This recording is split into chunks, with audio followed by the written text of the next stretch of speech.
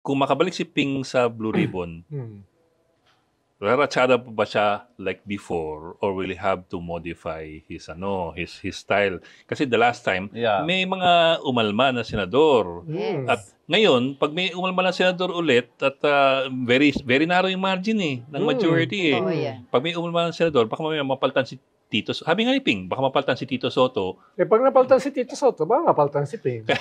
So, back to square one ulit. Pero nakakahiya na yun for me, for the Senate. Nakakahiya na yun. Masisira yung Senate as an institution. Feeling ko kaya siguro lumakas din yung loob ng pagbabalik ni Senator Ping kasi naisip nila, parang nakakahiya na ulit kung magpalit pa. Pero yung itsura naman namin. Diba?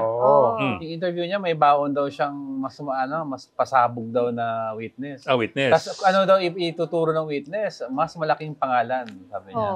Pero hindi daw niya, mas malaki pa sa ngayon? Oo, pero hindi ko nasasabihin. Pero kanina in-interview Sino ko kaya si yun? Senator Tulfo, tinatanong ko siya sino kaya yun. Feeling ko alam mo eh. Alam mo ba?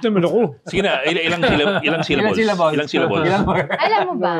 Pero kasi sabi ni Senator Tulfo kanina, no, in-interview ko siya, baka daw galing ulit pa rin sa DPWH. Yun ang sabi niya, baka. Pero sabi, bigger names eh. Well, hindi, na magdadawit ng bigger names. Well,